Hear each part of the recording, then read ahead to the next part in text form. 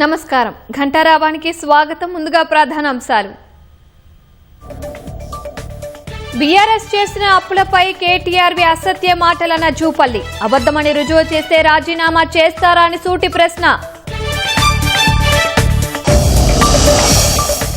అప్పులపై చర్చించేందుకు సిద్ధమన్న మంత్రి జూపల్లి.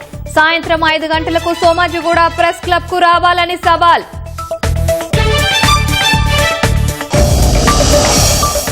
డీఎస్పీ భీమ్రెడ్డి అక్రమంగా 200 కోట్లు కూడబెట్టినట్లు ఏసీబీ గుర్తింపు. ఆరోగ్యం కుదుటపడ్డాక అరెస్టు చేయనున్న అధికారులు. సల్మాన్ ఖాన్ నివాసం వెలుపల కాల్పుల కేసులో కీలక పరిణామం. లొంగిపోయేందుకు సిద్ధమైన గ్యాంగ్స్టర్ అన్మోల్ బిష్నోయ్.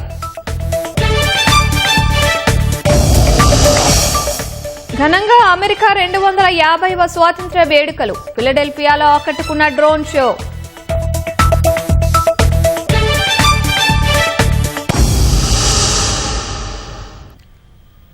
బీఆర్ఎస్ అప్పులపై మరోసారి మంత్రి జూపల్లి కృష్ణారావు చర్చకు సవాల్ విసిరారు. సాయంత్రం 5 గంటలకు సోమాజిగూడ ప్రెస్ క్లబ్ కు వచ్చేందుకు తాను సిద్దమని, బీఆర్ఎస్ నేతలు వచ్చేందుకు సిద్దమా అని ప్రశ్నించారు. తాను చెప్పింది అబద్దమైతే రాజీనామా చేసేందుకు సిద్దంగా ఉన్నానని, గులాబీ పార్టీ నేతలు చెప్పింది అబద్దమని రుజువు చేస్తే ఏం చేస్తారంటూ నిలదీశారు. కేటీఆర్ ను హరీష్ రావును లెక్కలు మొత్తం ఇలా ఉన్నాయి. దీనికి సమాధానం రాతపూర్వకంగా సమాధానం చెప్పండి. హరీష్ రావు, కేటీఆర్ అండ్ కేసీఆర్, నేను చెప్పింది అబద్ధమైతే నేను దానికి సిద్ధంగా ఉన్నాను. మీరు చెప్పింది నిజమనేది కూడా సిద్ధం, మీరు రుజువు చేయగలిగితే మరి మీరేం చేస్తారు? అసెంబ్లీ రమ్మంటే రాలేదు కేసీఆర్. పోనీ ప్రెస్ వాళ్ళకి చెప్పండి. ఈరోజు కూడా నేను రమ్మంటే ఈరోజు కూడా సోమాజిగూడ ప్రెస్ క్లబ్కి వస్తా. 5ంటికి నేను వస్తా. మీరు దీనికి సిద్ధం. మీరు ముందు చెప్పాలి. ఏమని చెప్పాలి? 5 గంటలకు మేము వస్తున్నామని చెప్పండి. నేను రుజువు చేస్తే మీరేం చేస్తారు? నేను రుజువు చేయలేకపోతే నేను రాజీనామా చేస్తాను. మీరేం చేస్తారు చెప్పండి. ఆదాయానికి మించిన ఆస్తుల కేసులో హైదరాబాద్ డీఎస్పీ భీమ్రెడ్డి నివాసంలో ఏసీబీ సోదాలు ముగిశాయి. భీమ్రెడ్డికి సంబంధించిన 16 చోట్ల ఏకకాలంలో సోదాలు నిర్వహించిన ఏసీబీ భారీగా బంగారం, వెండి ఆభరణాలు, స్థిర చరాస్తుల పత్రాలు స్వాధీనం చేసుకుంది. సోదాల అనంతరం డీఎస్పీ భీమ్రెడ్డికి నోటీసులు ఇచ్చిన అధికారులు అతని అనారోగ్యం కారణంగా అదుపులోకి తీసుకోలేదు. ఆరోగ్యం కుదుటపట్టాక అరెస్టు చేస్తామని ఏసీబీ అధికారులు తెలిపారు. ఇప్పటికే భీమ్రెడ్డికి సంబంధించిన దాదాపు 200 కోట్ల రూపాయలకు పైగా ఆస్తులున్నట్లు ఏసీబీ గుర్తించింది. తెలంగాణ, కర్ణాటకలో భారీగా ఆస్తులు కూడబెట్టినట్లు తెలుస్తోంది. సూర్యాపేట జిల్లా కోదాడ ఎస్ఐ గోపాల్ రెడ్డిపై పోలీసు ఉన్నతాధికారులు శాఖాపరమైన చర్యలు చేపట్టారు. ఈ నెల 1న సాయంత్రం ఉప ముఖ్యమంత్రి భట్టి విక్రమార్క మధుర నియోజకవర్గానికి వెళ్తుండగా షెడ్యూల్ చేసిన మార్గంలో కాకుండా మరో మార్గంలో ఉప ముఖ్యమంత్రిని ఎస్ఐ గోపాల్ రెడ్డి తీసుకెళ్లారు. ఈ ఘటనపై తీవ్ర అసంతృప్తి వ్యక్తం చేసిన ఉప ముఖ్యమంత్రి భట్టి విక్రమార్క డీజీపీకి ఫిర్యాదు చేశారు. విచారణ చేపట్టిన పోలీసు ఉన్నతాధికారులు ఎస్ఐ గోపాల్ రెడ్డిని వీఆర్కు అటాచ్ చేస్తూ ఉత్తర్వులు జారీ చేశారు. హైదరాబాద్ లంగర్ హౌస్ పిఎస్ పరిధిలోని హోటల్ గ్రాండ్ లాడ్జ్లో యువతి అనుమానాస్పద స్థితిలో మృతి చెందడం కలకలం రేపింది. అల్వాల్కు చెందిన రేణుకకు గోల్కొండ ప్రాంతానికి చెందిన ఫారూక్తో పరిచయం ఉంది. ఈ క్రమంలో ఇద్దరూ నిన్న రాత్రి హోటల్లో ఓ గదిని బుక్ చేసుకున్నారు. అనంతరం కొద్దిసేపు తర్వాత ఫారూక్ బయటకు వెళ్లాడు. తిరిగి గదికి వచ్చేసరికి రేణుక ఉరివేసుకుని ఉందని ఫారూక్ తెలిపాడు. సమాచారం అందుకున్న పోలీసులు ఘటనా స్థలాన్ని పరిశీలించి మృతదేహాన్ని పోస్టుమార్టం నిమిత్తం ఆసుపత్రికి తరలించారు. అయితే రేణుకది ఆత్మహత్య కాదని హత్యేనని కుటుంబ సభ్యులు ఆరోపిస్తూ ఫారూక్ పై అనుమానాలు వ్యక్తం చేస్తున్నారు. కేసు నమోదు చేసిన పోలీసులు ఫారూక్ ను అదుపులోకి తీసుకుని విచారిస్తున్నారు. ప్రధాని నరేంద్ర మోదీ వచ్చే వారం న్యూజిలాండ్లో పర్యటించనున్నారు. ప్రధాని హోదాలో తొలిసారి ఆ దేశానికి వెళ్లనున్నారు. ప్రధాని మోదీ పర్యటన గురించి న్యూజిలాండ్ ప్రధాని క్రిస్టోఫర్ లక్సన్ స్వయంగా ఓ ప్రకటన చేశారు. ఇరు దేశాల మధ్య వాణిజ్య, ద్వైపాక్షిక సంబంధాలు మరింత బలపడటానికి ప్రధాని మోదీ పర్యటన దోహదం చేస్తుందన్నారు. ప్రపంచంలోనే అత్యంత వేగంగా అభివృద్ధి చెందుతున్న ఆర్థిక వ్యవస్థల్లో ఒకటైన భారత్, న్యూజిలాండ్ ఆర్థిక శ్రేయస్సుకు ఎంతో ముఖ్యమన్నారు. ఏప్రిల్లో కుదిరిన స్వేచ్ఛా వాణిజ్య ఒప్పందంతో ఇరు దేశాల మధ్య బంధం మరింత బలోపేతమైనట్లు గుర్తు చేశారు. ఈ ఒప్పందం ద్వారా న్యూజిలాండ్లో ఉద్యోగ అవకాశాలు పెరగడంతో పాటు ఎగుమతులు, బలమైన ఆర్థిక వృద్ధి సాధ్యమవుతుందని లక్సన్ ఆశాభావం వ్యక్తం చేశారు. 140 కోట్ల జనాభా కలిగిన భారత మార్కెట్ తమ వస్తువులతో పాటు సేవలకు కొత్త అవకాశాలను సృష్టిస్తుందన్నారు. బాలీవుడ్ నటుడు సల్మాన్ ఖాన్ నివాసం వెలుపల జరిగిన కాల్పుల కేసులో కీలక పరిణామం చోటు చేసుకుంది.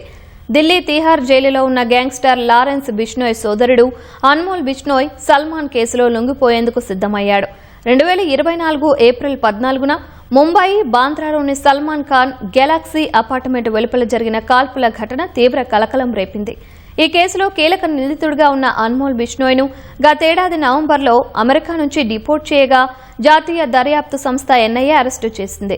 ప్రస్తుతం తాను ఎన్ఐఏ కేసులో కస్టడీలో ఉన్నందున కోర్టు ఆదేశాలు లేకుండా నేరుగా ముంబై కోర్టు ఎదుట హాజరు కాలేనని అన్మోల్ తన పిటిషన్లో పేర్కొన్నాడు. తన లొంగుబాటును అధికారికంగా నమోదు చేయడానికి, అలాగే వర్చువల్ లేదా భౌతికంగా రిమాండ్ ప్రక్రియను పూర్తి చేయడానికి తాను హాజరు అవసరమని తెలిపాడు. తీహార్ జైలు అధికారులకు తన ప్రొడక్షన్ వారెంట్ జారీ చేయాలని ముంబై కోర్టును అభ్యర్థించాడు. తన లొంగుబాటుతో ప్రాసిక్యూషన్కు ఎలాంటి నష్టం కలగదని, పైగా విచారణ వేగవంతం అవుతుందని అన్మోల్ పేర్కొన్నాడు. హరహర మహాదేవ్ నామస్మరణ మధ్య అమర్నాథ్ యాత్ర ఇవాళ లాంఛనంగా ప్రారంభమైంది. దక్షిణ కశ్మీర్ హిమాలయాల్లో 3880 మీటర్ల ఎత్తులో కొలువైన పవిత్ర మంచులింగాన్ని దర్శించుకునేందుకు యాత్రికుల తొలి బృందం బాల్టాల్, నున్వాన్ బేస్ క్యాంపుల నుంచి బయలుదేరింది. వర్షం కురుస్తున్నప్పటికీ భక్తులు ఎంతో ఉత్సాహంగా తమ ప్రయాణాన్ని మొదలుపెట్టారు. గురువారం 4809 మంది యాత్రికులతో కూడిన మొదటి బృందాన్ని జమ్మూలోని భగవతి నగర్ బేస్ క్యాంపు వద్ద లెఫ్టినెంట్ గవర్నర్ మనోజ్ సిన్హా జెండా ఊపి ప్రారంభించారు. మధ్యాహ్నానికి కశ్మీర్ లోయకు చేరుకున్న ఈ బృందానికి స్థానికులు, అధికారులు స్వాగతం పలికారు. ఈ బృందం నేరుగా గుహ వద్దకు చేరుకుని సహజ సిద్ధంగా ఏర్పడిన మంచులింగాన్ని దర్శించుకుంటుంది. మరోవైపు యాత్ర సాఫీగా సాగేందుకు అధికార యంత్రాంగం కట్టుదిట్టమైన భద్రతా ఏర్పాట్లు చేసింది. ఎలాంటి అవాంఛనీయ ఘటనలు జరగకుండా వేలాది మంది పోలీసులు, సిఆర్పీఎఫ్, ఇతర పారామిలిటరీ బలగాలను మోహరించారు. అలాగే గగనతల నిఘాను కూడా ఏర్పాటు చేశారు. 57 రోజుల పాటు కొనసాగనున్న అమర్నాథ్ యాత్ర ఆగస్టు 28న ముగియనుంది. మరోవైపు 3800 మంది భక్తులతో కూడిన రెండో బృందం జమ్మూ బేస్ క్యాంపు నుంచి ఈ ఉదయం బయలుదేరింది.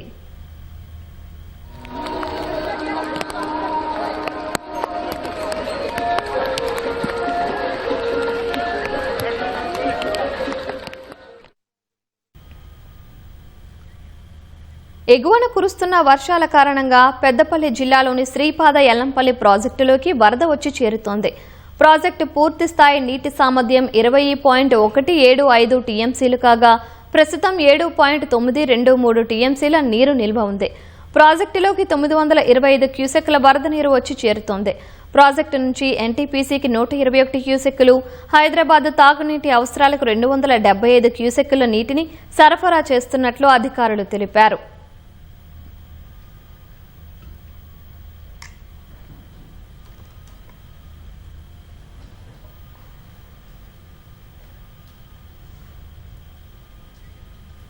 వర్షాలు, వరి నాట్లతో కలకలలాడే ఊళ్లు ఇప్పుడు బోసిపోయి కనిపిస్తున్నాయి. ఎల్నినో ప్రభావంతో సాగు చతికిలపడింది. వరుణుడు ముఖం చాటేయడంతో రైతులు ఆందోళనలో పడ్డారు. కనీసం నారుమల్లకు కూడా నీళ్లు లేకపోవడంతో పొట్టకూటి కోసం నగరాల బాట పట్టక తప్పదేమోననే బిక్కుబిక్కుమంటున్నారు. ఒకప్పుడు కరువు, వలసలకు మారుపేరుగా నిలిచిన పాలమూరులో పరిస్థితి ఇంకా తీవ్రంగా ఉంది. ఇప్పటి వరకు పావు వంతు మాత్రమే సాగు మొదలవగా వ్యవసాయ కూలీలు పాలుపోని స్థితిలో ఉన్నారు. ఇప్పుడిప్పుడే పచ్చబడుతున్న పాలమూరు జిల్లాపై ఎల్నినో పంజా విసిరింది. ఉమ్మడి మహబూబ్ నగర్ జిల్లాలో వర్షాలు లేక సాగు పనులు అంతంత మాత్రంగా ఉన్నాయి. దాదాపు 19 లక్షల ఎకరాలకు గాను పావు వంతు మాత్రమే సాగు మొదలైంది. చేతినిండా పనిలేక పొట్టకూటి కోసం కూలీలు మళ్లీ నగరాల బాట పట్టే దుస్థితి నెలకొంది. ఉమ్మడి మహబూబ్ నగర్ జిల్లాలో సుమారు 10 లక్షల మంది రైతులున్నారు. అందులో 90% మంది సన్న, చిన్నకారు రైతులే. సుమారు 5-6 లక్షల మంది ఉపాధి హామీ కూలీలున్నారు. వరి, పత్తి, మొక్కజొన్న ప్రధాన పంటలు.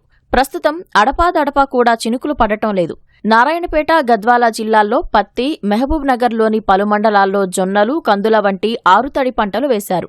వర్షాలు పడితే నాట్లు వేసుకుందామనుకున్నా కనీసం తూకాలు పోసుకునేందుకు సైతం నీళ్లు లేని పరిస్థితి. వ్యవసాయ పనులు లేక అన్నదాతలు ఆవేదన వ్యక్తం చేస్తున్నారు. వానాకాలం వస్తే నాలుగు పెట్టుకుంటాము.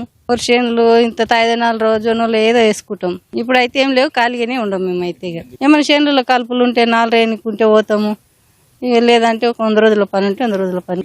నా పేరు నరసింహులు. వానాకాలం పోయింది, ఏం పని లేదు బిడ్డ. కరువు పని పెడితే బాగుండే కానీ ఏమంటారేమో. ఇప్పుడు బాలు ఉండే కానీ బరకాడ ఏమి నీళ్ళు ఒకటి లేవు, తానిక నీళ్ళు ఉండే ఏం లేవు. చేనుల కాడ పని లేదు, ఏమి కరువు పని బంద్ అయింది. ఇక ఇంట్లో సంసారం వెళ్ళక చాలా తిప్పలు ఉన్నాయి. మా చేనులో పని ఈ చేను పక్కల ఇట్లా కూలిపోతాము. మా పని అయిపోయినా మా వద్దకు మంది వస్తారు, మేము పోతాం. ఎట్లే ఊరుకోరు వేసుకుంటాం. ఇక ఇంట్లో సంసారం వెళ్తలేదు, కొట్లాడుతున్నారు. పనులు లేక ఇంటి ఖర్చులు భారమవుతున్నాయని వ్యవసాయ కూలీలు ఆవేదన వ్యక్తం చేస్తున్నారు. వివిధ కారణాలతో కొన్ని చోట్ల ఉపాధి హామీ పనులు నిలిపివేశారని, పని చేసుకుందామంటే అది కూడా లేకుండా పోయిందని వాపోయారు. కేంద్రం కొత్తగా తెచ్చిన వీబీజీ రామ్జీ పథకంలో వర్షాకాలంలో 60 రోజుల పాటు విరామం ఇవ్వాలనే నిబంధన కూలీలను కలవరపెడుతోంది.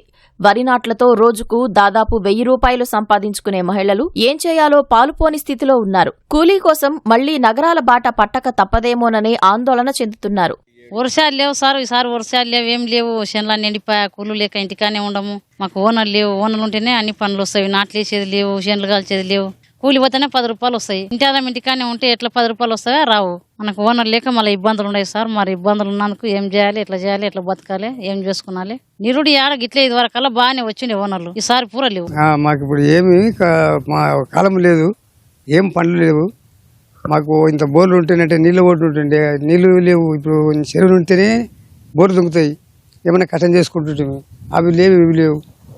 మాకు ఇప్పుడు ఏం పనులు నీకు ఏం పనులు లేవు. మాకు ఇప్పుడు 100 రోజుల పనులు పెడుతున్నట్టే ఏదైనా చేసుకుని బతికి మేము తినగలుగుతాం. ఈ 100 రోజుల పని లేకపోయా, అది లేకపోయా ఎట్లా బతుకుతాం? మాకు కరువు పనులు పెడితే కూడా మేము చేయగలుగుతాం, పోతాం. అందరూ ఇండ్ల కాళ్ళు కూర్చుంటే. కరీంనగర్లో కేంద్ర మంత్రి బండి సంజయ్ మాట్లాడుతున్నారు. ప్రత్యక్ష ప్రసారం ద్వారా చూద్దాం. అది స్కీమ్ కావాలంటున్నారు, స్కీమ్ అమలు చేస్తారట, కానీ స్కీమ్ కోర్టులో కేసు చేస్తారట. ఇదే దొంగ విధానం. మరి వద్దని చెప్పారు, స్కీమ్ వద్దని చెప్పారు. మరి ఎందుకు వద్దని చెప్తలేరు? స్కీమ్ కావాలట, కానీ కోర్టులో కేసు చేస్తారట. అంటే ఈ స్కీమ్ ద్వారా తెలంగాణ రాష్ట్రంలో ఉపాధి దొరుకుతుంది పేద ప్రజలకు. దీని ద్వారా నరేంద్ర మోడీ ప్రభుత్వానికి పేరు వస్తుంది. కాబట్టి కేంద్ర ప్రభుత్వానికి పేరు రావద్దు అని చెప్పి మళ్ళొక రాయడానికి మేము కోర్టులో కేసు చేస్తామంటున్నారు. ఈ స్కీమ్ లో తప్పదమేంది? ఇది 2014 నుంచి స్టార్ట్ అయింది. ఇప్పటి వరకు 8 లక్షల కోట్ల రూపాయలు ఈ స్కీమ్ మీద ఖర్చు పెట్టాం. 8 లక్షల కోట్ల రూపాయలు తెలంగాణ రాష్ట్రంలో 39,000 కోట్ల రూపాయలు తెలంగాణ రాష్ట్రంలో ఖర్చు పెట్టాం. ఈ జాతీయ ఉపాధి హామీ ఉన్నప్పుడు 100 రోజుల పని ఉండే, దాన్ని 120 రోజులు చేసినాం. దీనిలో ఏం పొరపాటున్నది? పనుల సృష్టి లేదు, సంపద సృష్టి లేదు, అలా ఓ ప్రణాళిక లేదు. గ్రామాలు అభివృద్ధి చెందాలి, ఇది గ్రామాలకు ఉపయోగపడాలని చెప్పి ఆలోచనతో దీన్ని తీసుకొస్తాం. తప్పేమో దానిలో. ఒక వ్యక్తి పని కోసం దరఖాస్తు చేసుకుంటే 15 రోజుల పాట ఆయనకు పని కల్పించాలి, లేకుంటే జీతం ఇస్తాం. 15 రోజుల పాటు పని ఇస్తారా ఇయ్యరా ఆయనకు రిప్లై ఇవ్వకుంటే జీతం ఇస్తాం. దానికి దీని తప్పేమున్నది? గతంలో ఈ ఉపాధి పథకం ద్వారా రైతులు ఇబ్బంది పడేవారు. మాకు వ్యవసాయం పంటలు వేసుకునే టైంకు, కోతల టైం కానీ, పంటలు వేసుకునే టైం కానీ మాకు కూలీలు దొరుకుతలేదని చెప్పి రైతులు ఇబ్బంది పడేవారు. ఈసారి ఏం చేస్తాం? 70 రోజుల పాటు ఇలా విరామం ఇచ్చినాం ఈ స్కీమ్ కు. ఎందుకంటే రైతులు పంట వేసుకునే సమయంలో కూడా కూలీలు దొరకాలని చెప్పి ఉద్దేశంతో మనం విరామం ఇచ్చాం. దీని తప్పేమన్నా దీనిలో?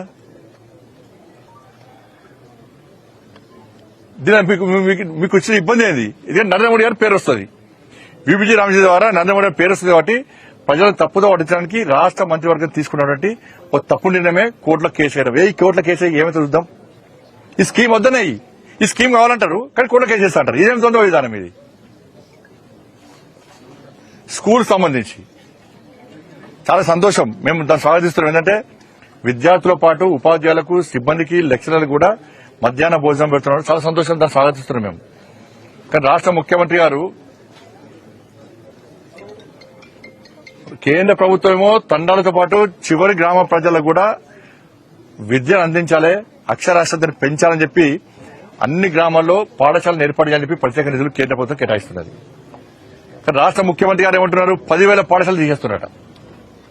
10,000 పాఠశాలలు తీసేసి మధ్యాహ్న భోజనం పెడతారు. ఇప్పుడు దేనికోసం తీసేస్తారు? ఇవాళ కూలీనాలు చేసుకుంటారు, ప్రైవేట్ పాఠశాలలు చదువుకోలేని పరిస్థితి. రాష్ట్ర ప్రభుత్వానికి ఏముండాలి?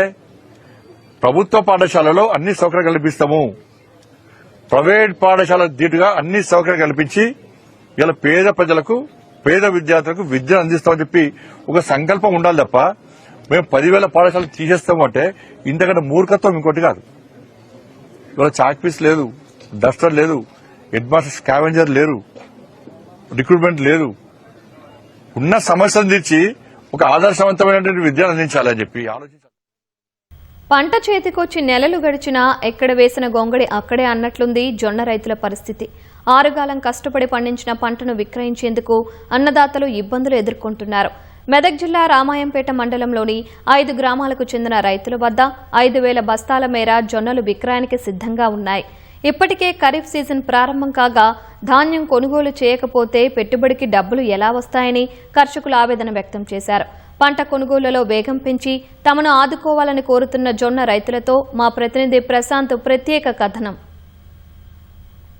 ఆరుగాలం కష్టపడి పంట పండించిన రైతుకు అమ్ముకోవడానికి అరిగోసలు తప్పడం లేదు.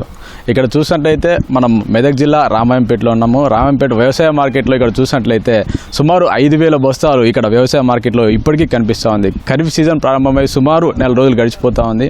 ఇప్పటికీ రబీ సీజన్లో పండించిన పంట ఇప్పటికీ ఇక్కడ కుప్పలు తెప్పలుగా ఇక్కడ బస్తాల్లో నింపి మనకు కనిపిస్తున్న పరిస్థితి ఉంది.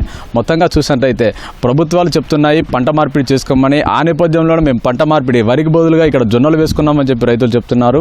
సుమారు ఇక్కడ 5 గ్రామాలకు సంబంధించిన రైతులు ఇక్కడ మనతో ఉన్నారు. ధాన్యం తీసుకొచ్చి జొన్నలు అయితే తీసుకొచ్చి ఇక్కడికి 4 రోజులు అవుతుంది సుమారు. దానిలో మట్టి పిల్లలు ఉన్నాయి, చెత్త చెదారము తాలు ఉందని చెప్పేసి మనకి మిల్లులకు వెళ్ళిన దాన్ని తిరిగి మళ్ళీ పంపించిన వైనం ఉంది. ఇక్కడ మొత్తంగా చూసినట్టయితే రైతుల పరిస్థితి ఏంటి, వాళ్ళ బాధ ఏంటి, వాళ్ళు ఇక్కడికి వచ్చి ఎన్ని రోజులు అవుతుంది అనే అంశాలు మొత్తము వాళ్ళ మాటలో తెలుసుకునే ప్రయత్నం చేద్దాము. అన్న చెప్పండి, మీరు జొన్న రైతులు ఇక్కడికి పంట పండించి తీసుకొచ్చి 4 రోజులు అవుతున్నారు. అసలు మెయిన్గా పంపించిన పంట వెనక్కి రావడానికి కారణం ఏంది? అసలు మేము 4 రోజులు అవుతుంది మార్కెట్లకు జొన్నలు తీసుకొచ్చినప్పుడు జాలి పట్టమని చెప్పారు. ఇక్కడ జాలి ఏమో మక్కల జాలి పెట్టారు, మేము తెచ్చినేమో జొన్నలు అదే జాలిలో పోసినాక కాంటాయి పంపించారు. వాళ్ళు పంపిస్తే అవి దాంట్లో డస్ట్ ఉంది, మట్టి పిల్లలు ఉన్నాయని రిటర్న్ చేసారు. దీనికి కారణం ఏంటంటే వాళ్ళు జొన్నల జాలి ఇయ్యాక మక్కల జాలి చుట్ల ఈ ప్రాబ్లం జరిగింది. మళ్ళీ మొన్న రీసెంట్గా అట్లా 14 తారీఖు నాడు వాపస్ వచ్చినాయి లారీలు. వాపస్ వస్తే 27 తారీఖు నాడు జాలీలు తెప్పించారు. ఈ 13 రోజులు ఇక్కడనే డీల్ అయిపోయింది. మళ్ళీ మొన్న జాలి పట్టినాక ఇంకా లారీలు నేను డిఎంతో మాట్లాడితే పంపిస్తామన్నారు. నేను మధ్యాహ్నం నుంచి కాంటాక్ట్ చేపిస్తామన్నారు, ఇంకా కాంటాక్ట్ చేయలే, అమల్లో లేరు. ఇప్పుడు ఇంకా ఎక్కడ ఉన్న ధాన్యం అక్కడనే ఉన్నది. చెప్పండి, ఇప్పుడు మీరున్నారు కదా, తీసుకొచ్చి ఎన్ని రోజులు అవుతుంది ఇక్కడ పంట తీసుకొచ్చి? ఏమంటున్నారు అడిగితే? 30 రోజులు అవుతుంది ఇక్కడ తీసుకొచ్చి. అందులో తాలు ఉందని రిటర్న్ చేసారు. 3 లారీలు పోతే 3 లారీలు రిటర్న్ చేసారు. కలెక్టర్ ఆఫీస్లో ధర్నా చేస్తే వెంటనే మిమ్మల్ని కొనుగోలు చేస్తామని చెప్పారు. ఇప్పుడు వీడికి వచ్చి తీరా చూస్తే హమాలీలు లేరు. అది హమాలీల కోసమే తిరుగుతున్నారు. హమాలీలు లేరు అంటున్నారు. మరి తీసుకొచ్చిన ధాన్యం బస్తాలు మట్టి పిల్లలు ఎలా తొలగించారు? వాటిని మళ్ళీ ఈ బస్తాలు నింపుకోవడం, కుట్లేసుకోవడం అంతా చేసింది ఎవరు? మరి ప్రజెంట్ అయితే ఇప్పుడు రైతులు ఒక లారీ ఉన్నది రైతులు చేసుకున్నాం. తర్వాత ఇంకా ఉన్నాయి, అవి చేయాలి. అమలు వస్తారట, ఈ రోజు వస్తారా అని చెప్పారు. మొత్తంగా చూసినట్లయితే ఖరీఫ్ సీజన్ మనకు ప్రారంభమై ఇప్పటికి 4 రోజులు అవుతుంది. అయితే గతంలో ఈ పంట పండిస్తే ఇదనే కాదు, జొన్ననే కాదు, ఏ పంట అయినా ఈ సీజన్ కల్లా వెళ్ళేదా లేదంటే ఎట్లా ఉండేది? అంటే ఈ సమయం కల్లా మనకి రైతుకి పెట్టుబడి కింద మనకు అంతకుముందు పండించిన పంట డబ్బులు చేతికి అందేది. ఆ డబ్బులు తీసుకొచ్చుకొని రైతులు మళ్ళీ నెక్స్ట్ సీజన్కి ఏర్పాట్లు చేసుకునేది. ఇప్పుడు ఈ తాత్సారం చేయడం వల్ల ఎలా ఉందంటారు పరిస్థితి? ఇప్పుడైతే ఇబ్బంది ఉంది. పోయిన సంవత్సరం ఇప్పటివరకు డబ్బులు పడ్డాయి. ఇప్పుడైతే బాగానే ఇబ్బంది అయింది. ఇక్కడ మట్టి వచ్చింది, 3 లారీలు ఆఫ్ చేసారు. 3 లారీలు ఆఫ్ చేస్తే మళ్ళీ జాలీ సాఫ్ చేసినాం. జాలీలు తెచ్చిన తర్వాత నేను ధర్నా చేసినాం కలెక్టర్ ఆఫీస్ కాడ. అక్కడ ధర్నా చేస్తే కొంటామని చెప్పింది డిఎం కొంటామని చెప్పిన తర్వాత మళ్ళీ ఇప్పుడు అమలు ఇంకా ఇంతవరకు రాలేరు. చూద్దాం, ఇంకొక లారీ అయితే మేము రైతులమే సాఫ్ చేసుకుని లోడ్ చేసుకుంటున్నాం. చెప్పండి, మొత్తానికి ఇప్పుడు చూసినట్లయితే ఇక్కడ లారీలు లేవు, హమాలి కూడా లేని పరిస్థితి. మరి ఒకవేళ ఇది లోడ్ చేయాలంటే ఏంటి పరిస్థితి, ఎలా చేస్తారు? ప్రాబ్లం అనేది సార్ ఏంటంటే మరి CEO ప్రాబ్లమా, మరి డిఎం గారి ప్రాబ్లమా, ఇదైతే మాకేం ప్రాబ్లం తెలుస్తలేదు. నిన్న ధర్నా చేస్తే మాత్రం డిఎం ఒప్పుకున్నాడు, 2 రోజుల్లో పంపిస్తాము, ప్రాబ్లం లేకుండా చూసుకుంటామని చెప్పిండు. ఇంతవరకు అయితే మేమే రైతులం వచ్చి ఒక లారీ సాఫ్ చేసుకుని కాంటాక్ట్ చేసుకున్నాం. మేమే ఎక్కించుకుందామని ప్రయత్నం ఉన్నాం లారీని. ఇంకా అందరు రైతులు చేసుకోవాలంటే ఇబ్బంది కదా సార్. అట్లా అని చెప్పేసి ఇప్పుడు అమలుకి వెంటనే చూసుకొని అమలు చేయించాల్సిగా కోరుతున్నాం రైతులు. మొత్తంగా చూసినట్లయితే ఇది ఇక్కడ జొన్న రైతుల పరిస్థితి. సుమారు పంట చేతికొచ్చి మాకు నెల రోజుల సమయం దాటిపోయింది. అది కొనుగోలు అమ్మకం చేసుకొని వచ్చిన డబ్బులు మళ్ళీ ఖరీఫ్ సీజన్లో పెట్టుబడి పెట్టి నెక్స్ట్ ఇంకో పంట పండించుకుందామని చెప్పి రైతులు కళ్ళలో ఒత్తులు వేసుకొని ఎదురు చూస్తున్న పరిస్థితి ఇక్కడ ఉంది. అధికారులు కానీ నాయకులు కానీ ఒకంత వాళ్ళు చలనం రావాలని చెప్పేసి త్వరితగతిన ఇక్కడ కొనుగోలులో వేగం పెంచాలని చెప్పేసి రైతులు కోరుతున్న పరిస్థితి ఉంది. ఒకవేళ వర్షం ఎక్కువ పడినట్టయితే ఈ మా జొన్నలు కూడా నానిపోతే వాటిని కొనే పరిస్థితి కూడా ఉండదు. మేము ఆరుగాలం కష్టపడి పెట్టుబడి పెట్టి పండించిన పంట మొత్తము అక్కెర రాకుండా పోయే పరిస్థితి ఉంది. తినే అన్నంలో మట్టి పోసుకున్న పరిస్థితి ఉంటుందని చెప్పేసి ఇక్కడ రైతులు కింద ఆవేదన వ్యక్తం చేస్తున్న పరిస్థితి ఉంది. కాబట్టి త్వరితగతిన కొనుగోలు వేగవంతం చేయాలి, మాకు పెట్టుబడికి సాయం అందేలా ప్రభుత్వము నాయకులు అధికారులు సహకరించాలని చెప్పి ఇక్కడ రామాయంపేటలో రైతులు కోరుతున్న పరిస్థితి ఉంది. కెమెరామెన్ ఉమామేశ్వరరావుతో ప్రశాంత్, ఈటీవీ న్యూస్, రామాయంపేట నుంచి. ఇరాన్ దివంగత supreme leader Ayatollah Ali Khamenei అంత్యక్రియలకు ముందు కీలక పరిణామం చోటు చేసుకుంది. ఖమేనీ సంతాప సభ సందర్భంగా ఇస్లామిక్ రెవల్యూషనరీ గార్డ్ కోర్ ఐఆర్జీసీకి చెందిన జనరల్ అహ్మద్ వాహిదీ అజ్ఞాతం వీడారు. ఖమేనీ భౌతిక కాయం వద్ద ఆయన నివాళులు అర్పిస్తున్న దృశ్యాలు వైరల్గా మారాయి. రేపటి నుంచి ఖమేనీ అంతిమ యాత్ర ప్రారంభం కానుంది. ఈ నెల 9న అంత్యక్రియలు జరగనున్నాయి. ఇరాన్ మాజీ సుప్రీం లీడర్ అయతొల్లా ఖమేనీ అంత్యక్రియలకు రంగం సిద్దమైంది. గురువారం రాత్రి టెహ్రాన్లోని ఆయన నివాసం సమీపంలో ఇరాన్ చిన్నపాటి సంతాప సభను నిర్వహించారు. ఈ కార్యక్రమానికి సంబంధించిన ఫోటోలను ఇరాన్ ప్రభుత్వ మీడియా ఆన్లైన్లో విడుదల చేసింది. ఖమేనీ అంత్యక్రియల ఏర్పాట్ల సమావేశంలో పాల్గొన్న ఐఆర్జీసీకి చెందిన శక్తివంతమైన జనరల్ అహ్మద్ వాహిదీ ఆ తర్వాత ఖమేనీ శవపేటిక పక్కన కూర్చున్న దృశ్యాలు కనిపించాయి. ఇరాన్ యుద్ధం ప్రారంభం కావడానికి కొన్ని వారాల ముందు ఫిబ్రవరి 8 నుంచి ఆయన బహిరంగంగా కనిపించకుండా పోయారు. అమెరికాతో జరుగుతున్న యుద్ధాన్ని శాశ్వతంగా ముగించేందుకు జరుగుతున్న చర్చల్లో ఇరాన్ తరపున కఠిన వైఖరిని రూపొందించడంలో జనరల్ వాహిదీ కీలక పాత్ర పోషిస్తున్నారని సమాచారం. ఫిబ్రవరి 28న జరిగిన ఇజ్రాయెల్ దాడుల్లో తీవ్రంగా గాయపడి ప్రస్తుతం అజ్ఞాతంలో ఉన్న ఇరాన్ నూతన సుప్రీం లీడర్ అయతుల్లా ముస్తబా ఖమేనీతో ప్రత్యక్ష సంబంధాలు ఉన్న కొంతమంది కీలక వ్యక్తుల బృందంలో వాహిదీ ఒకరు. ఫిబ్రవరి 28న జరిగిన అమెరికా ఇజ్రాయెల్ సంయుక్త దాడిలో ముస్తాబా తండ్రి సుప్రీం లీడర్ అలీ ఖమేనీతో పాటు ఆయన కుటుంబ సభ్యులు పలువురు ప్రాణాలు కోల్పోయారు.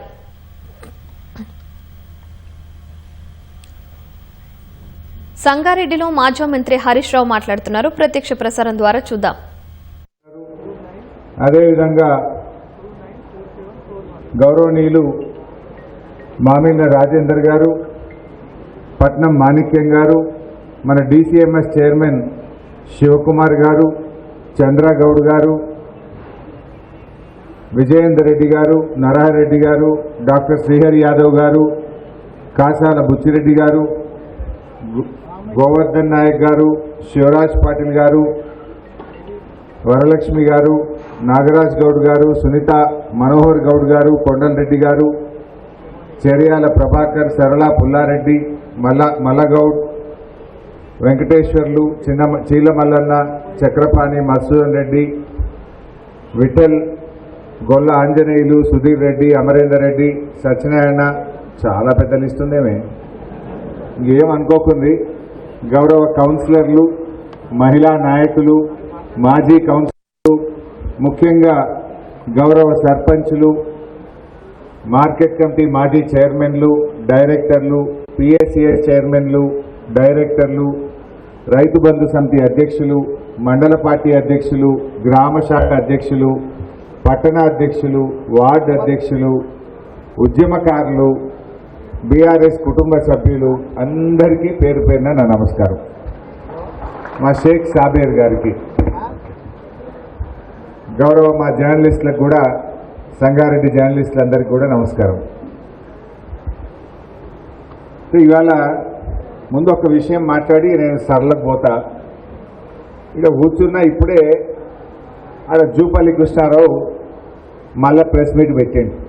జర ఒక 2 నిమిషాలు రాజకీయం మాట్లాడి మన కథలకు వస్తాయి. ఇక నేను మాట్లాడాలనుకున్నా, అసలు ఇవాళంతా ఎస్ఐ అని మాట్లాడదామని వచ్చిన, కానీ ఆడ డ్యామేజ్ కంట్రోల్ నిన్నంతా ఆగమైపోయారు కదా కాంగ్రెస్ వాళ్ళు.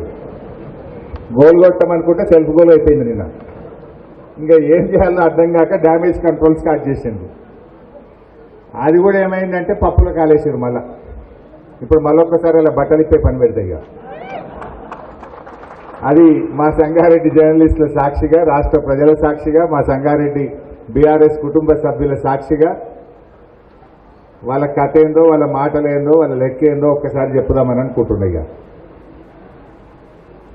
సరే, నిన్న ఏమైందో మీరు అందరు చూసినారు.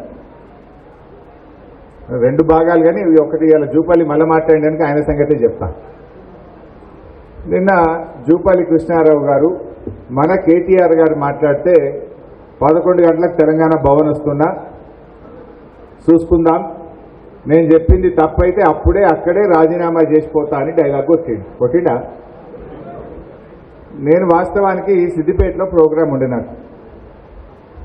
సరే, కేటీఆర్ గారు ఫోన్ చేసి జూపల్లి వస్తుంది కదా, మీరు కూడా రండి, మీరు ఆర్థిక మంత్రి, మీరైతే బరాబర్ ఉంటుంది, రండి అంటే నేను బయలుదేరి ప్రోగ్రాంలన్నీ క్యాన్సిల్ చేసుకొని హైదరాబాద్ పోయింది. జూపల్లి 11 బజే వస్తాడు కదా, నేను 10 బజేకే పోయి కూర్చున్నా. ఇక వస్తాడేమో మంచిగా శాలువా కప్పి బోకే ఇచ్చి మంచిగా మాట్లాడదామని కూర్చున్నాం. వచ్చిండా మరి? రాలే. చెప్పుడేమో సవాలేమో నేనే తెలంగాణ భవన్కి వస్తా అన్నాడు. మరి ధైర్యం జాలనట్టుంది. తోక ముడిచిండు. నేను భవన్కి రాను, అసెంబ్లీ ముంగట అమరవీరుల స్తూపం కాడు ఉంటే గిడికే రాండ్రి అన్నాడు. సరే, నువ్వు మాట మార్చినావు, తోక ముడిచినావు, కానీ మేమెందుకు పోతాం? మంచిదని బయలుదేరా. నేను ఇక బయట మంచిది వస్తున్న గన్ పార్కు కానీ బయలుదేరితే పోలీసు వాళ్ళని అడ్డం పెట్టి అరెస్ట్ చేసి నన్ను తీసుకుపోయి పోలీస్ స్టేషన్లో పెట్టారు. ఆ పోలీస్ స్టేషన్లోకి వెళ్ళి కూడా మళ్ళీ మీడియా సాక్షిగా జూపల్లికి ఒక కూర్చేసిన, మంచిగా స్టిక్కర్ అతికేసిన, జూపల్లి రమ్మంటివి, నీ పోలీసు వాళ్ళని అడ్డం పెట్టి ఆప్తివి, మరి ఈడికే రా, పోలీస్ స్టేషన్లో మాట్లాడుకుందాం, నీ పోలీసులే కదా, నీ గవర్నమెంటే కదా, దమ్ముంటే ఇడికి రా అని చెప్పిన. వచ్చిండా? రాలే. అంటే రాకుండా మళ్ళీ ఇప్పుడు ఒక ఉత్తరం రాసిండు. ఆ ఉత్తరం రాసి నాకు వాట్సాప్లో పెట్టిండు, ఫోన్లో చదివిన. అక్కడ కూర్చొని గదే చదువుతుంటే అప్పటి నుంచి ఆ ఉత్తరం చదివిన. ఇక ఆ ఉత్తరం ఏందో, ఆ కథ ఏందో, ఆయన సంగతి ఏందో ఒక్కసారి మీ ముంగర చెప్పుదామని అనుకుంటున్నా. ఇక సరే, నిన్నేమైందో మీకు తెలుసు. ఆయన పూటకో సవాలు, రోజుకో అడ్రస్. మొదలేమో నేనే భవన్కి వస్తున్నా అన్నాడు, మళ్ళేమో లేదు లేదు లేదు అమరవీరుల స్తూపం అన్నాడు, మళ్ళీ ఇప్పుడేమో సోమాజిగూడ ప్రెస్ క్లబ్ అంటుండు. అంటే పూటకో సవాలు, రోజుకో అడ్రస్ లెక్క ఉంది ఇలా ఆ జూపల్లి కృష్ణారావు సంగతి. సరే, ఆ జూపల్లి కృష్ణారావు మొదలేమో కేటీఆర్ రా, నువ్వు హరీష్ రావు నువ్వు రా అన్నాడు. మేము వచ్చినాంరా భయ్ అంటే నేనేమన్నాడు, మీరు కాదు కేసీఆర్ రావాలి అన్నాడు. మేము వచ్చినాంరా భయ్ అంటే కేసీఆర్ రావాలన్నాడు. మళ్ళీ ఇప్పుడు మళ్ళీ మాట మార్చుతున్నాడు. ఇవన్నీ ఇంకో మాట అన్నాడు నిన్న, నేను చాలా సీనియర్, 5 ముఖ్యమంత్రుల దగ్గర పనిచేసిన, ఈ కేసీఆర్ హరీష్ రావు కేటీఆర్ హరీష్ రావు వస్తే నేను రాను కేసీఆర్ వస్తేనే వస్తాను తప్పించింది. అంటే ధైర్యం జాలలే. 5 దగ్గర పనిచేసిన నేను చాలా సీనియర్ మంత్రి అన్నాడు. నీ సీనియర్ కథ ఏందో, నీ కథ ఏందో ఇప్పుడు చెప్తా. ఇక ఉత్తరం రాసింది, నాకు ఉత్తరం వాట్సాప్లో వచ్చింది. మీరు జరగాల భయ్, మొత్తం స్క్రీన్కి ఎవరు అడ్డం ఉండదు, స్క్రీన్లో చూపిస్తాను సంగతి. ఉత్తుత్త మాటలు చెప్పాలి, వీడియో చూపించి చెప్తా. ఇక బట్టలు ఇప్పాలి, జరుగురి, మొత్తం జరుగురా బిడ్డ, మీరు కూడా జరుగురా భయ్. అరే జరగాలిరా భయ్, స్క్రీన్కి అడ్డం కనబడుతున్నారు, గిన్మెన్లు అంతా జరగాలి. ఇది మనం చూసుడు కాదు, మొత్తం తెలంగాణ చూడాలి.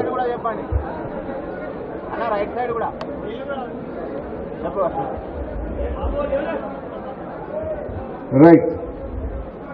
జూపల్లి కృష్ణారావు ఇవాళ ఉత్తరంలో ఏం రాసిండు అంటే, బాబు మీరు కూడా జరగాలి బిడ్డ, వెనకకు వాళ్ళకి బుద్ధిమంతులు వాళ్ళు కూర్చున్న వాళ్ళకి కనబడాలి కదా బిడ్డ, జర ప్లీజ్. లేదా ఆనే కింద కూర్చోరు, ఏమనుకోకపోతే లేదా వెనక జరుగు. మీకు కనబట్టలేదా? మీరు అంటే ఇక తప్పదే, ఏమనుకోకరు, ఇక జరుగుతుంది, వాళ్ళకి కనబడతారు. చలో అన్న నూరా వాళ్ళు పోతున్నారు.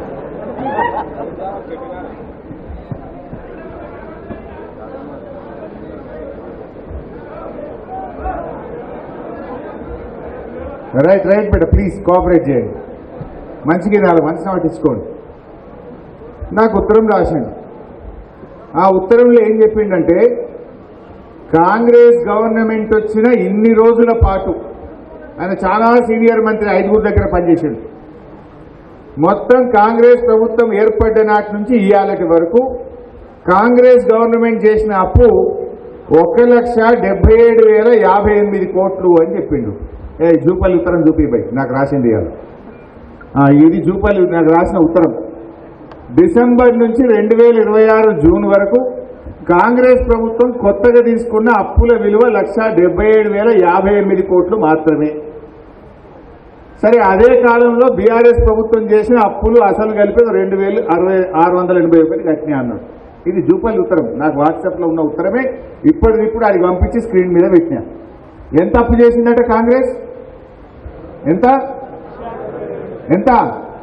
1,77,058 కోట్లు అని జూపల్లి నాకు ఇవాళ ఇప్పుడు రాసిన ఉత్తరం. ఇప్పుడే నా ఫోన్లో ఉన్నది, ఆ ఫోన్లోకి వెళ్ళి తీసి పెట్టినా. ఇక నేను రిజర్వ్ బ్యాంక్ ఆఫ్ ఇండియా రాష్ట్ర ప్రభుత్వం చాలా రకాల అప్పులు చేసింది. టీజీఐసి అప్పు చేసింది, హెచ్ఎండిఏలు అప్పు చేసింది, భూములు అమ్మింది, సివిల్ సప్లైస్ కార్పొరేషన్లో తెచ్చింది, ట్రాన్స్కోలో తెచ్చింది, డిస్కామ్లో తెచ్చింది. అవన్నీ లెక్క తీస్తే 4.5 लाख करोड़ అవుతుంది. కానీ అఫీషియల్గా రిజర్వ్ బ్యాంక్ ఆఫ్ ఇండియా నుంచి తెచ్చిన అప్పులు ఒక్కసారి చూపిస్తే అది చూపి బాబు. అంటే రాష్ట్ర ప్రభుత్వం రిజర్వ్ బ్యాంక్ ఆఫ్ ఇండియా నుంచి ఏ రోజు ఎన్ని అప్పులు తెచ్చింది జర పెద్దగా చేసి కింది కానీ బైక్ పోదా ఉందాం. ఏ రోజు డైలీ డేట్ వైజ్ తెచ్చినాయి. ఇక జర పెద్దగా బిడ్డ అవుతుందా? స్క్రీన్ పెద్దగా అయితే కాదా? ఓకే. ఫస్ట్ చూడండి, డిసెంబర్ 12, 2023 అంటే కాంగ్రెస్ వచ్చింది డిసెంబర్ 7, 2023.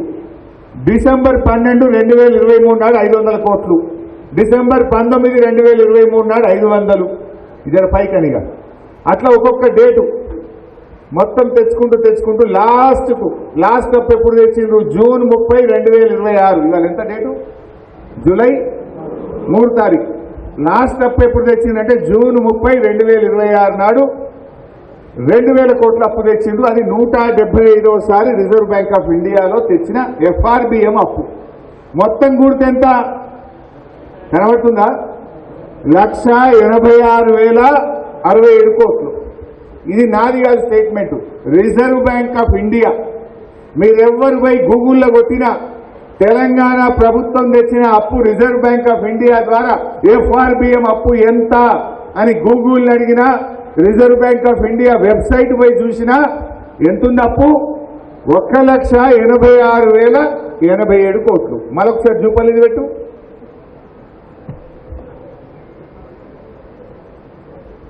జూపల్ లెటర్ పెట్టు. ఇది 1,86,000 అని ఏం చెప్పింది Reserve bank of India. Jupalli ఏం చెప్పిండు అంటే 10,000 కోట్లు మింగిందా? ఇది ఒక్క ఎఫ్ఆర్బిఎం అప్పే. ఇంకా అన్ని కలిపితే కథ వేరు. ఇంకొక డాక్యుమెంట్ చూపిస్తాయి. ఇక రేవంత్ రెడ్డి మొన్న అసెంబ్లీలో నేను గట్టిగా పట్టుకున్నా, నువ్వు చాలా అప్పులు చేసినావు అని మాట్లాడగా డేట్ కూడా చెప్తా, మీరు అసెంబ్లీ గూగుల్ కొట్టండి. మార్చి 18, 2026 అసెంబ్లీలో మేము గట్టిగా నిలదీస్తే రేవంత్ రెడ్డి మాట్లాడిన వీడియో చూపిస్తా. మార్చి 18, 2026 నాడు అసెంబ్లీలో రేవంత్ రెడ్డి మాట్లాడుతూ మా గవర్నమెంట్ 27 నెలల్లో చేసిన అప్పు 3,47,000 కోట్ల 294 కోట్లు అని చెప్పాడు. రేవంత్ రెడ్డి అసెంబ్లీలో చెప్పిన మాట 3,47,294 కోట్లు అప్పు చేసినాము అని అసెంబ్లీలో రేవంత్ రెడ్డి చెప్పిండు. ఈ మాట 5 నెలల కిందది. ఈ 5 నెలలు కలిపితే 4.5 లక్షలు అవుతుంది. 5 నెలల కిందనే అసెంబ్లీలో రేవంత్ రెడ్డి ఏం చెప్పిండో ఒక్కసారి ఆ వీడియో చూద్దాం. 3,47,294 కోట్లు మేము అప్పు చేసినాం అధ్యక్ష. ఎప్పటి నుంచి? 1/12/2023 నుంచి అధ్యక్ష. బాగా సభ్యులందరూ వినాలి. 28/2/2026 వరకు దాదాపుగా ఈ 27 నెలలలో మేము తెచ్చిన అప్పు 3,47,294 కోట్లు అధ్యక్ష. మేము తెచ్చిన అప్పుతో ఇవన్నీ కలిపితే 3,47,294 కోట్లు మేము అప్పు చేసినాం అధ్యక్ష. జూపల్లి ఎంత చెప్పిండి? అలా ఎంత మళ్ళా చూపిన పోయి చూపలిని ముఖ్యమంత్రి రేవంత్ రెడ్డి ఏమన్నాడు 3,47,000. అది ఎన్ని రోజులల్లా 27 నెలల గవర్నమెంట్. అంటే ఇది ఏ తారీఖు చెప్పిందంటే జూన్ 18 నాడు చెప్పిన మాట. సారీ మార్చి 18 నాడు చెప్పిండు. ఇవాళ ఎంత డేటు? జూలై 3. అంటే ఏప్రిల్, మే, జూన్, జూలై 4 నెలలు అయింది కదా. ఇంక 4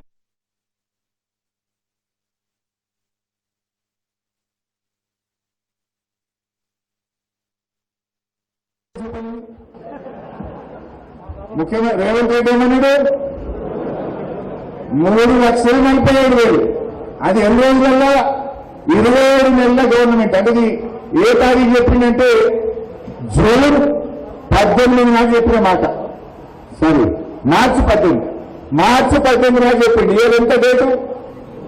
జూలై 3. అంటే ఏప్రిల్, మే, జూన్, జూలై 4 నెలలు అయింది కదా. ఇంక 4 నెలలు కలిపితే 4,500,000 అవుతుంది. 4 నెలల కిందనే రేవంత్ రెడ్డి 3,47,294 కోట్లు అప్పు చేసినా అని ఎక్కడో చెప్పలే, నిండు అసెంబ్లీలో చెప్పిండు. మరి జూపల్లి ఏమంటుంది 1,77,058 కోట్లు. ఇప్పుడు ఎవరిని కరెక్టు? రేవంత్ రెడ్డి కరెక్టా, జూపల్లి కరెక్టా? మీ రిజర్వ్ బ్యాంక్ ఆఫ్ ఇండియా పే 1,86,000 ఉంది. అన్ని కలిపితే 3,47,000 చేసిన అని రేవంత్ రెడ్డి చెప్పిండు. జూపల్లి ఏమన్నాడు? అంటే ఇప్పుడు ఎవరు రాజీనామా చేయాలి? ఎవరు చేయాలి రాజీనామా? పాలమూరు బిడ్డలైతే, పౌరుషం ఉంటే, సీను వ్యక్తులుంటే తక్షణమే రాజీనామా చేయించారు జూపల్లి.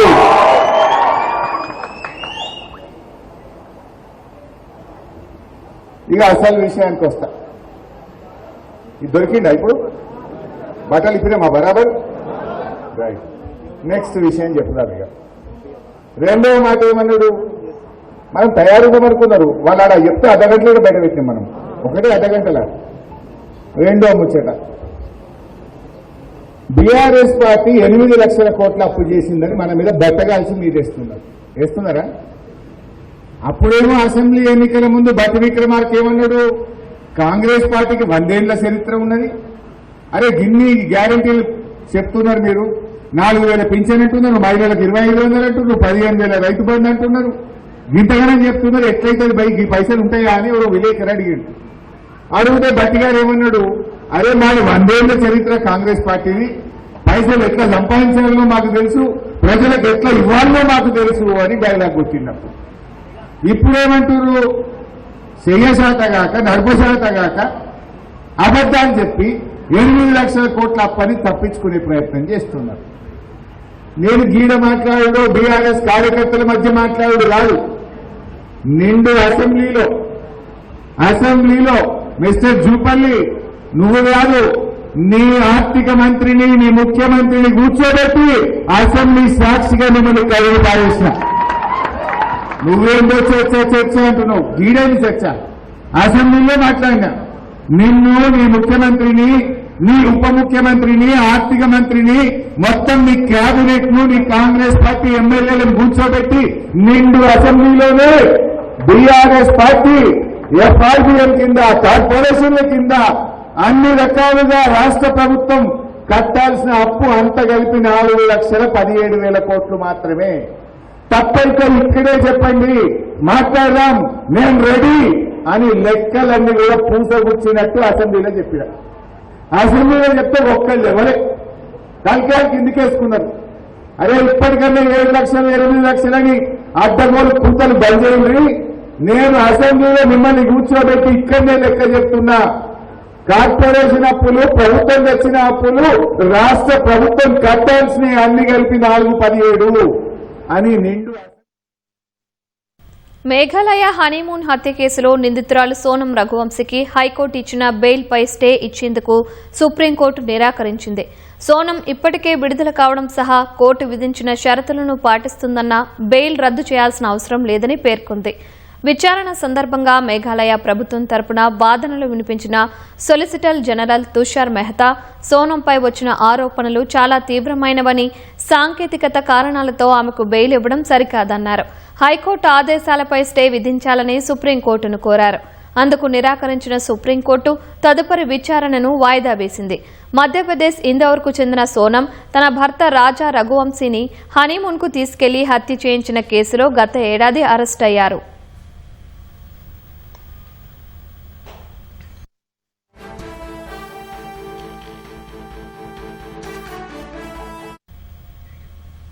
అమెరికా స్వాతంత్ర దినోత్సవాలకు భారీ ఏర్పాట్లు జరిగాయి.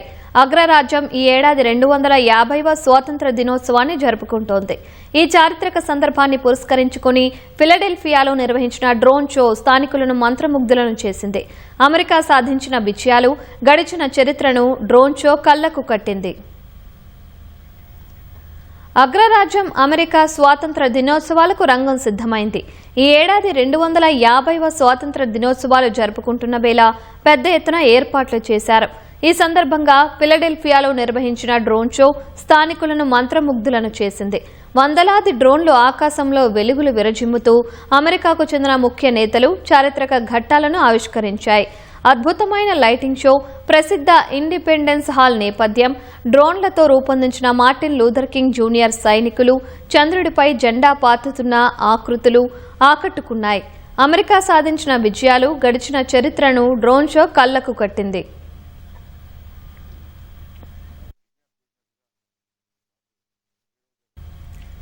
వలసవాద కాలం నాటి అమెరికన్ల జీవనశైలి, రెండో ప్రపంచ యుద్ధంలో అమెరికా సైనికుల పోరాటం తదితర ఘట్టాలను డ్రోన్లు ఆవిష్కరించాయి. పౌర హక్కుల ఉద్యమ నేత మార్టిన్ లూథర్ కింగ్ జూనియర్ ప్రతిరూపాన్ని డ్రోన్లతో ప్రదర్శించి ఆయనకు ఘన నివాళి అర్పించారు. అలాగే అంతరిక్ష పరిశోధనల్లో అమెరికా సాధించిన విజయాలకు ప్రతీకగా చంద్రుడిపై వ్యోమగాములు జాతీయ జెండాను పాతిన చారిత్రక ఘట్టాన్ని ఆకాశంలో అద్భుతంగా ప్రదర్శించారు.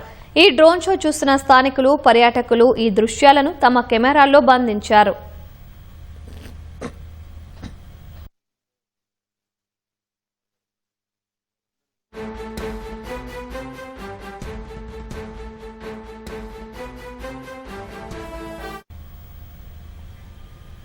హైదరాబాద్ లింగంపల్లి రైల్వే స్టేషన్లో అదృశ్యమైన చిన్నారిని సురక్షితంగా పోలీసులు కాపాడారు. చిన్నారిని అపహరించిన ముఠాను చందానగర్ పోలీసులు అరెస్టు చేశారు. వివరాలను సైబరాబాద్ సిపి రమేష్ రెడ్డి వెల్లడిస్తున్నారు. ప్రత్యక్ష ప్రసారం ద్వారా చూద్దాం. ఎక్కడ వీలైతే అక్కడ వాళ్ళని మళ్ళీ విద్యా సంస్థలకు పంపించడం అనే ఏర్పాట్లు కూడా ఈ ఆపరేషన్ స్మైల్ మరియు ముస్కాన్ సమయంలో చేస్తారు.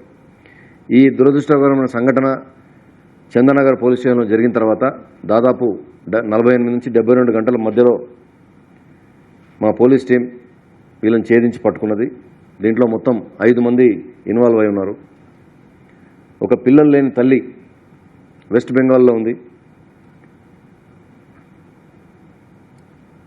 రహమునా అలీ అనే మహిళ, వెస్ట్ బెంగాల్ కలకత్తాకు సంబంధించిన మహిళ. ఆవిడకి పిల్లలు లేరు కాబట్టి హైదరాబాద్లో తనకు తెలిసిన సహచరులు ఇద్దరు, సదికా మరియు నిమ్మి జహాన్ అనే ఇద్దరు మహిళలు, వారు ఇక్కడే హైదరాబాద్లో పనిచేస్తున్నారు ఒక బ్యూటీ పార్లర్లో. వారి సహాయం కోరింది.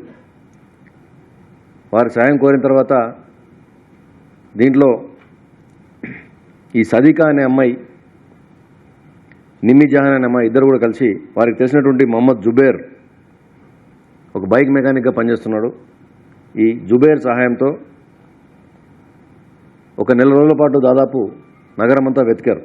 వాళ్ళ ప్లాన్ ఏమిటంటే ఇట్లా ఫుట్పాత్ల మీద పడుకున్నటువంటి నెగ్లెక్ట్గా ఉన్నటువంటి పేరెంట్స్ వాళ్ళ దగ్గర నుంచి చంటి పిల్లలు ఉంటారు, లేబర్ క్యాంపుల్లో ఉంటారు, వాళ్ళని తీసుకెళ్ళడానికి చేశారు.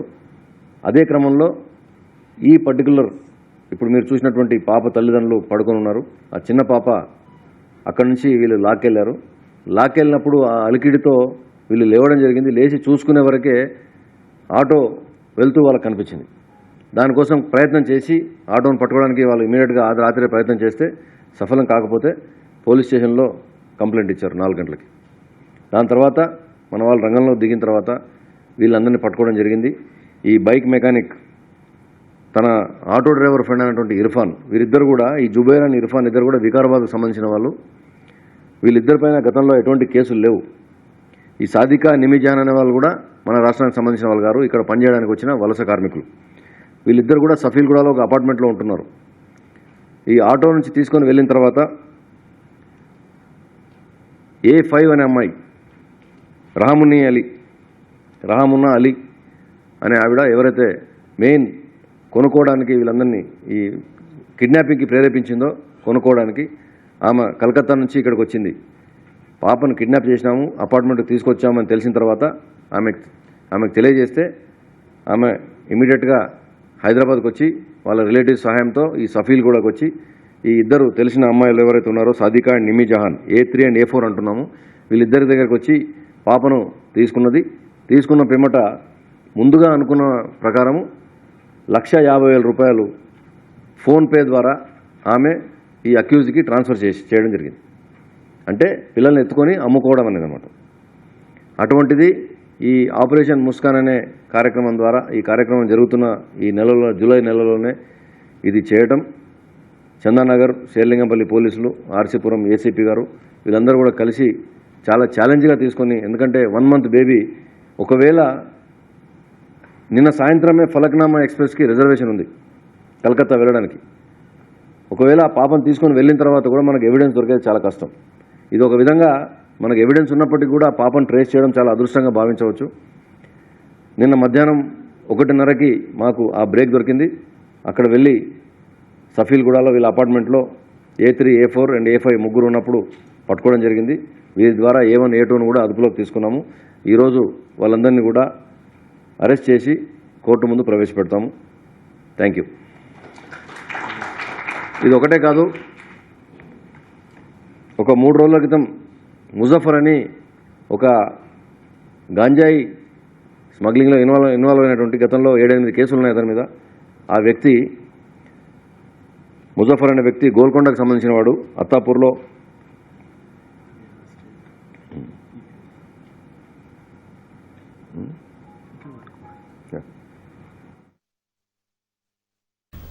హైదరాబాద్లో street food, restaurant, hotel food culture రోజురోజుకు పెరిగిపోతుంది. నగర ఫుడ్ లవర్స్కు నోరూరించే రుచులు, వంటకాలు అందించేందుకు హోటళ్లు, రెస్టారెంట్లే కాకుండా అంకుర సంస్థలు ముందుకొచ్చాయి. ఈ నేపథ్యంలో హైటెక్స్లో జరుగుతున్న ఫుడ్ ఏ ఫేర్ 2026 కలకలలాడుతోంది. షెఫ్లు, సంస్థలు వినియోగదారులను ఓ వేదికపైకి తీసుకువచ్చి భిన్న రకాల రుచులే కాదు, ఆరోగ్యకర, పౌష్టికాహార ఉత్పత్తులు అందుబాటులో పెట్టారు. హైదరాబాద్ మాధాపూర్ హైటెక్స్ లో ఫుడ్ ఏ ఫేర్ 2026 సందడిగా సాగుతోంది. Chefs association of Telangana, Andhra Pradesh, blitz exhibition సంస్థ సంయుక్త ఆధ్వర్యంలో చేపట్టిన ప్రదర్శనను నేషనల్ బ్యాడ్మింటన్ కోచ్ పుల్లల గోపీచంద్ లాంఛనంగా ప్రారంభించారు. తెలుగు రాష్ట్రాలకు చెందిన ఫుడ్ ఇండస్ట్రీ, ఔత్సాహిక వ్యాపారవేత్తలు, అంకుర కేంద్రాల వ్యవస్థాపకులు 150కి పైగా స్టాళ్లు ఏర్పాటు చేశారు. రామోజీ గ్రూప్ కు చెందిన ప్రియా ఫుడ్స్ ఆధ్వర్యంలో సబల మిల్లెట్ స్టాల్లో చిరుధాన్యాల ఉత్పత్తులు విశేషంగా ఆకట్టుకున్నాయి. కేవలం 2 నిమిషాల్లో తయారు చేసేందుకు వీలైన కిచిడీలు, ఉప్మాలు, millet noodles, cookies, protein bars వంటి ఆహార పదార్థాలు ఆకర్షణగా నిలిచాయి. పలు సంస్థల ఆధ్వర్యంలో ఉత్పత్తైన పాల పదార్థాలు, కేకులు, బిస్కెట్లు, చాక్లెట్లు, ఇడ్లీలు, సమోసాలు, నూడిల్స్, లడ్డూలను సందర్శకులు తిలకించి రుచులు చూశారు.